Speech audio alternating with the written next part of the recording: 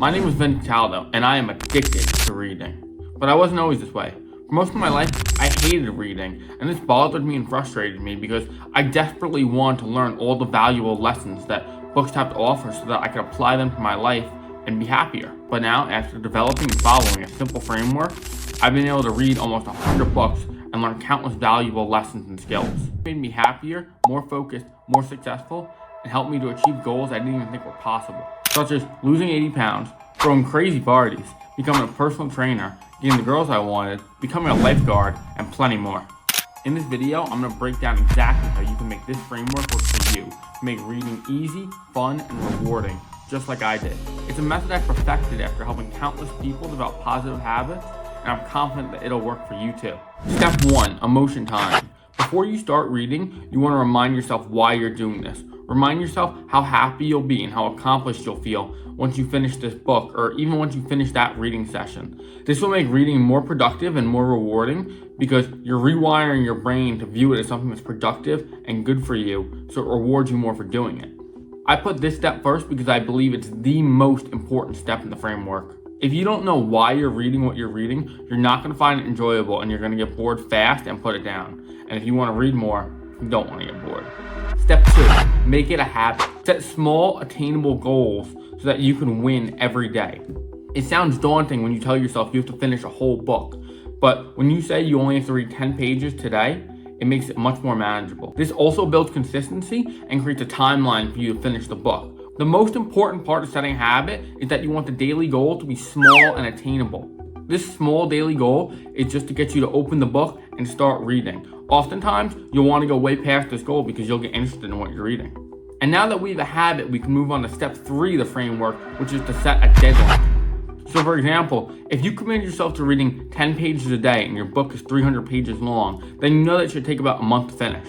The reason it's important to set a deadline is because this creates urgency. It lights a fire under your ass, which motivates you to finish the book. Step 4, make it accessible.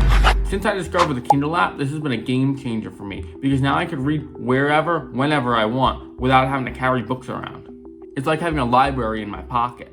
I've even put the Kindle app on the taskbar on my phone to make it even more visible and accessible. And if you're reading paper books, carry the book with you everywhere, literally everywhere.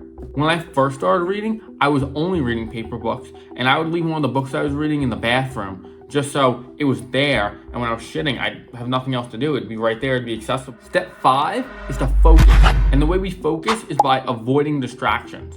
A lot of people think of focus as just being able to lock in on what you're doing and block everything out. But in reality, focus is about avoiding the distractions and making sure they're not even there. It's literally impossible to focus when your phone's beeping every 5 seconds because you're getting a notification and somebody in the other room is calling you. Our brains are wired to respond to attractive stimuli. For example, when I was sitting on a plane 2 weeks ago, there was nothing else around. It was completely boring and bland in there. And in front of me was this kid's bright, colorful Cocomelon screen. And my eyes just kept getting drawn to it because our brains crave vibrant colors. They crave movement. And when nothing else is going on, our brains are just wired to look at that thing. I've gone so far as to eliminate distractions that I even put my phone into black and white so that scrolling isn't as attractive. Other useful tools are putting your phone on Do Not Disturb or carving aside a time and space where you know nobody's gonna bother you. And as one last bonus, keep the material interesting. Don't be afraid to bounce around from book to book. Just because you started a book doesn't mean you have to finish it. If you start reading a book and it's boring, you might get stuck on it, and because you're bored with the book, you're not going to want to open it, and that's going to prevent you from reading. When I get bored of a book, I simply leave a bookmark on the page I was in, and I go to another book and start that one. Reading multiple books at the same time also keeps it interesting because depending on what mood you're in or what topic you're interested in that day, you could read about that thing. Right now, I'm reading one autobiography, one business book, and one book on cult leaders.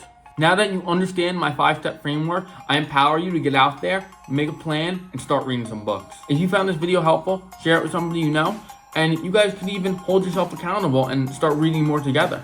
Again, I'm Vin Cataldo, and thank you for watching.